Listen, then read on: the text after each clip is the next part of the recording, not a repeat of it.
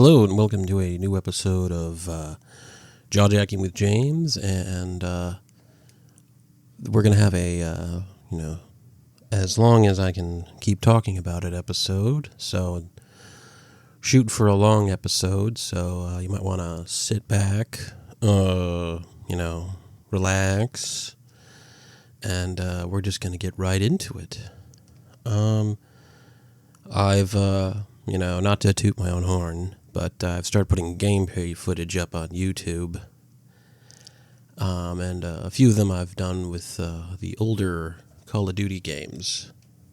Your Call of Duty 2s, Call of Duty World at War, and I also have the first Call of Duty, and then its expansion, the United Offensive, which expands on the first Call of Duty. So, why am I talking about Call of Duty? Because I have an idea, and I want to put it out there as an episode, and as a cool what if, and as a, if it ever gets, put out there as an actual game, I'll be like, hey, someone was listening. So instead of just like a Call of Duty game, or just not even Call of Duty, but I'm just using them as an example. You get a World War II shooter, and those used to be a dime a dozen in the mid 2000s, and they've kind of fell off because the trend has shifted. But what if? And this is, in a perfect world, made by, probably would have to be a third-party, AA studio to do it.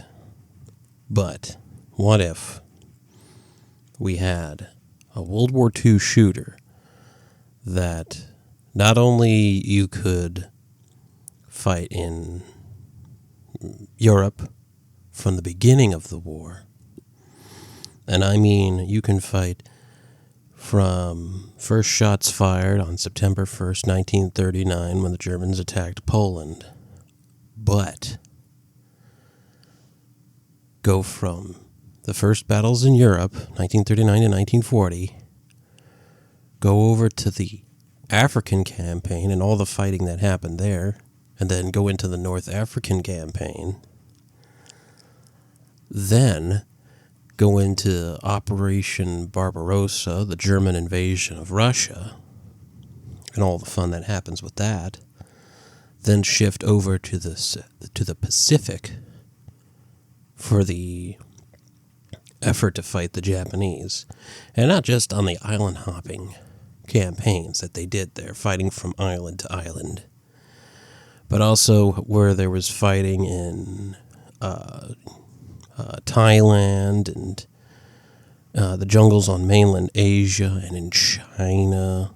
It would be a all-encompassing game that, it could start off, get in the major players, all the major players that were in the war, but get all the big beats, your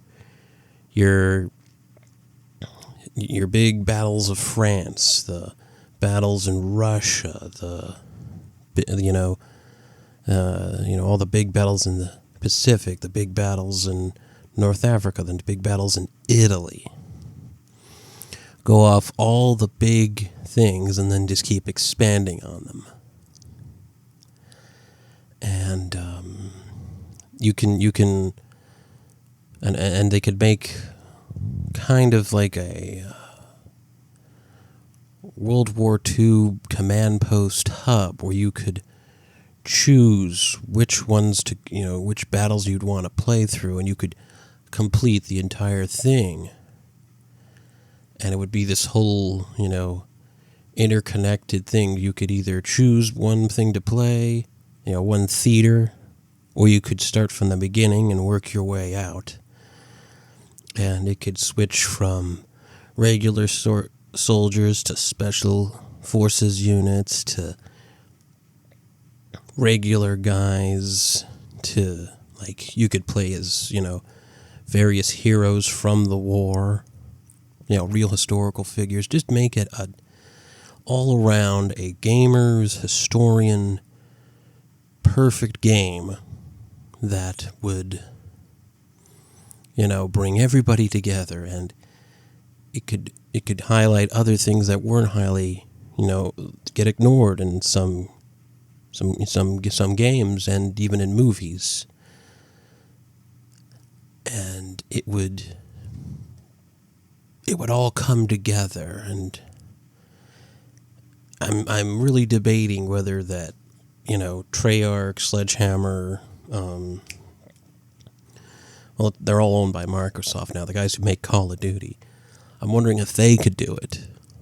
But since it's so big and all-encompassing and would require, a lot of connectivity, should EA have it? Because they made the Battlefield games. But both have their positives, both have their negatives. Mostly EA, because they would try to fuck it up immediately by, it's like, what if we made it not fun for no reason? What if you had to always be online for it? That's the kind of stuff that's anti-gamer and anti-consumer. That's why it would have to be like a third-party studio to do it. And, it could get crowdfunded, and it could get... I'm sure there are a lot of people in the field that would love to work on a game like this, and it would be just... it would always get updates that would improve the game, and you'd unlock new missions and new campaigns or new mini missions. You get like you do a certain thing here, you do a certain thing there, you unlock a secret mission, like the Dieppe raid or the raid to steal radio equipment from the Germans in 1942. I forget what that operation was called. Can't. Anyway, or you get to unlock special weapons that you can use in new missions that you've completed. That are historic for the time. And when playing the game, you get to, pick your loadout for that game. Do you want a rifle? Do you want a submachine gun? Do you want a light machine gun?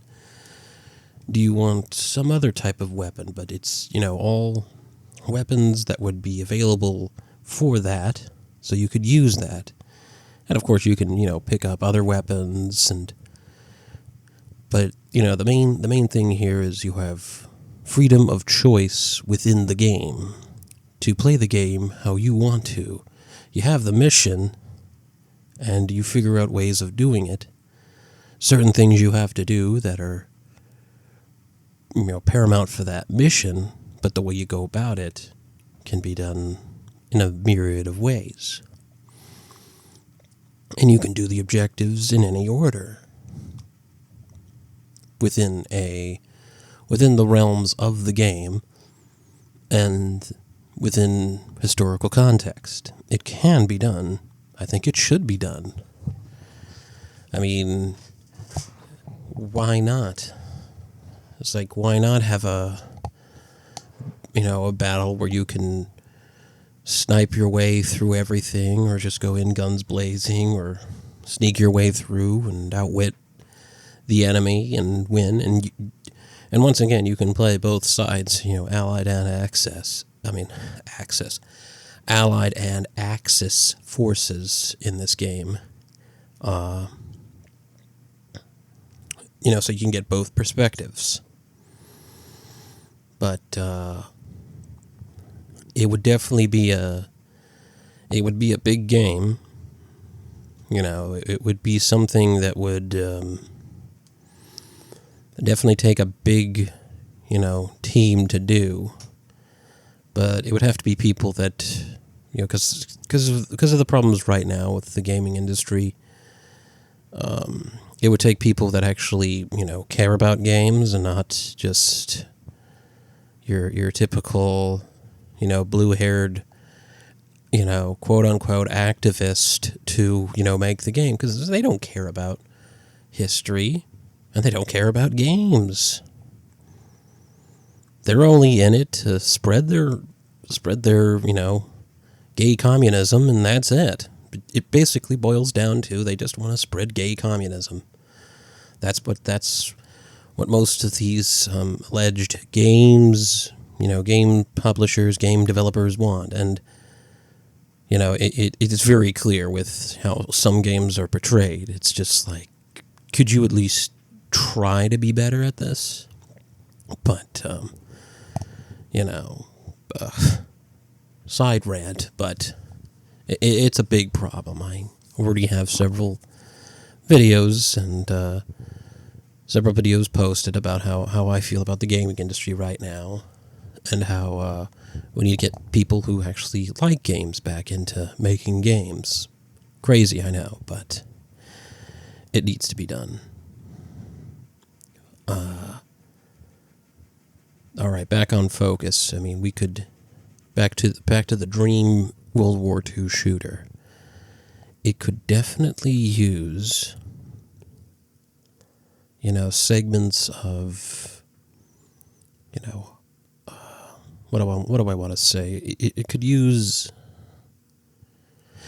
points in history where you show off, lesser battles that happened during the war. Not just your big beats like your battles of Stalingrad, your battles of El Alamein, the battle for Sicily, your D-Days, your Battle of the Bulges, Why not have, there needs to be more about one of the other lesser battles, like the Battle of Hurtgen Forest, some of the many sub-battles that took place in Russia before Stalingrad happened, your minor battles that took place in the Pacific, there was several very great, Marine Raider attacks that were done, and some of them were, pretty impressive, and I don't know why they haven't made movies out of them yet, but, they're kind of alluded to in Call of Duty World at War with the Marine Raiders, with your first mission, but there needs to be even more elaboration than that. That would be something.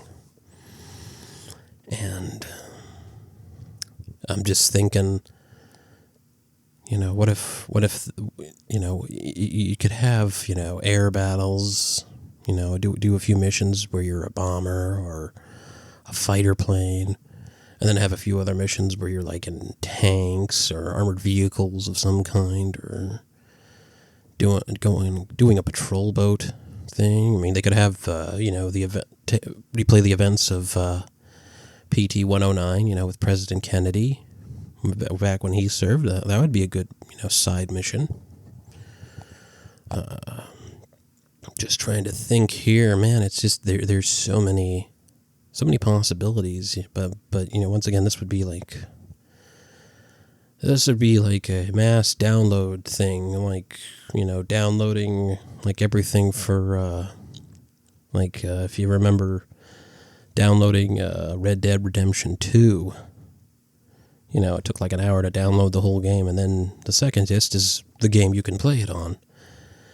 But it would take that much, because there's a lot of file space, a lot of data, because it's the idea of the game I have envisioned is going to be one hell of a big game, because you have a 6-year war, and in those 6 years, quite a bit happened, and quite a bit can be told. I mean, why not try to tell as much as humanly possible?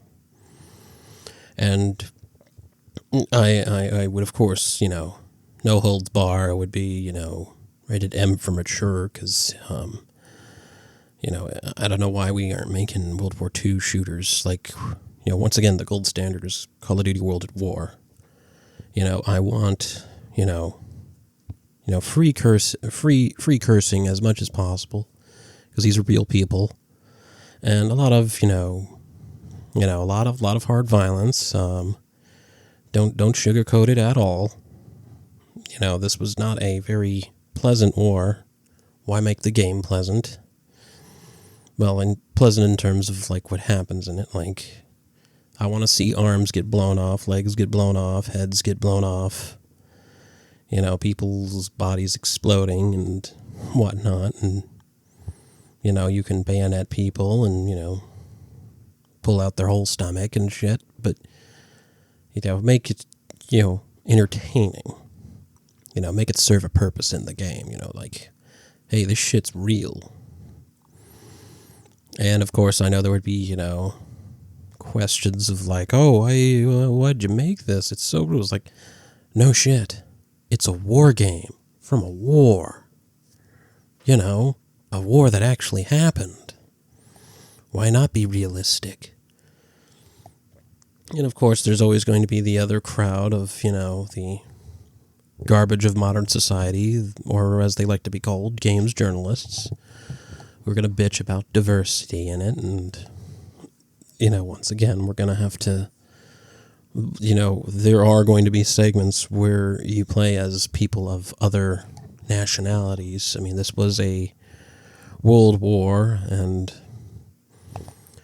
took place over 4 continents, and had hundreds of millions of people involved in it, and there are going to be parts where, you have other people fighting in it, and we can highlight that. It's just, you have to get to it. And, it's not like there weren't people fighting in it, because they were, but you try to tell that to someone who, who has never had any struggles in their life, try to understand, something that happened, now almost, 70 years ago, going 80 years ago now. And they're going to, act like, oh, well, why weren't there more of these types of people? It's like really? That's your complaint? Really? But, yeah, it's just those things that always bug me. It's like we can never have, like, great games because they're always being held back. And this is only just like a kind of cool what if, like the best World War II game ever made. I mean, it's not like we don't have the technology to do it now. We can do it. It's just, for some reason, we're not allowed to, make fun games. Because it might hurt someone's feelings. Oop, excuse me, wait a minute. Oh, ugh. Pardon me, I had to hold back a mild burp there, and didn't want to burp right into the mic. Anyway, but yeah, we're not allowed to have, really fun games because, we have to have some type of quota. That's a thing that has now become blatantly clear. And frankly, those people that need quotas and diversity and inclusion, they don't really want that. They just want to have complete control over everything so they can make it worse, so they can feel good about themselves and ruin everything else around them. Thus being the very thing that, was fought against in World War II. Ironic, even though they won't see it, they don't understand that they themselves are the, totalitarian fascists that they allegedly fight against. Moving on, let's get, I'm always, I keep trying not to involve it, but it's always a present problem that anytime I talk about video games, you can't help but bring up the things that are hampering video games and the gaming industry as a whole. The very people that say they, want to make it better are the ones making it worse. And now recently they're getting called out, and now they don't know what to do because they think they're smart, but they're actually quite stupid. So, It's abundantly clear. I mean, just go on Twitter and or any other social media, and you'll see that they are, in fact, quite stupid people.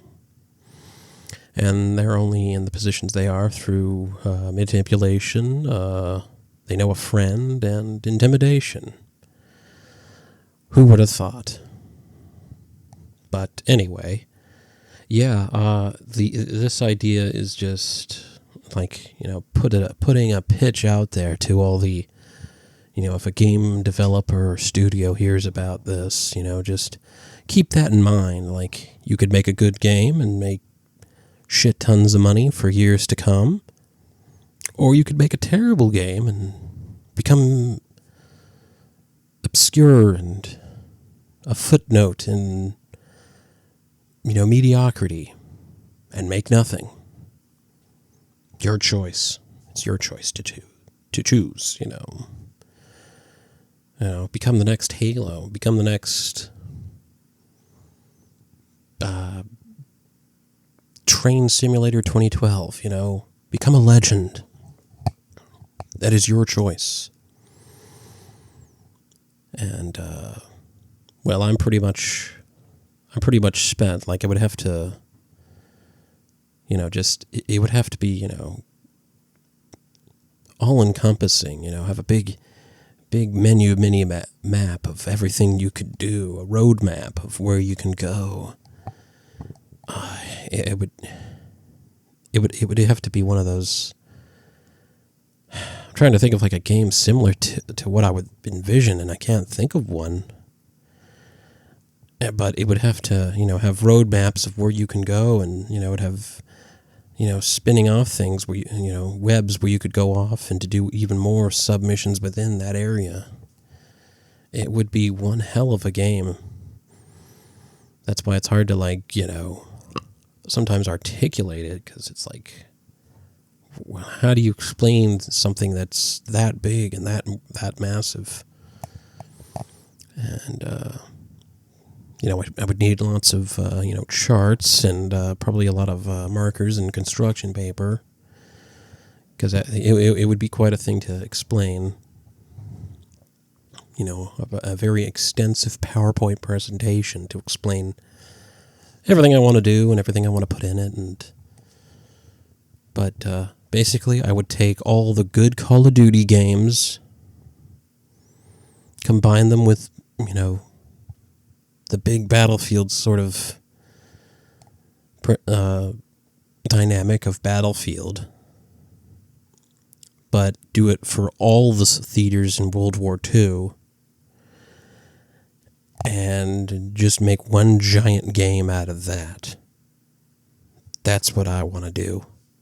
And make it hard, make it M-rated and give it constant updates and adding new missions and new things like that, new weapons, new vehicles and all that other good jazz. And of course it would have an online feature where you could, play worldwide, and you could play, in sectors. You could do the thing with Battlefield 1 where you have, you have a battle and you have to move the front progressively till you win.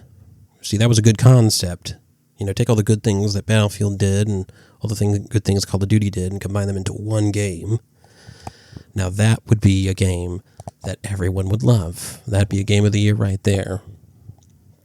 And I don't know if it can be done,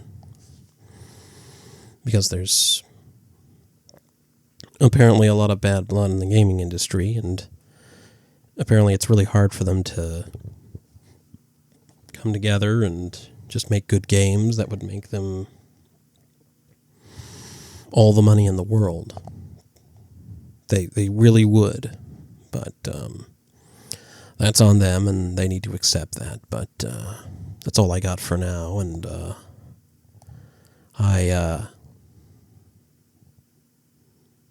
have a thought of another good game, but I'm going to save that for another episode. For now, I want to thank you, the listener, for taking the time to listen. I want you to know that I'm always coming up with good ideas, and I just need to, sit down and turn on the mic and make it happen. But we need to Spread the word, the good word, that there's a podcast called Jawjacking with James, and more people should know about it.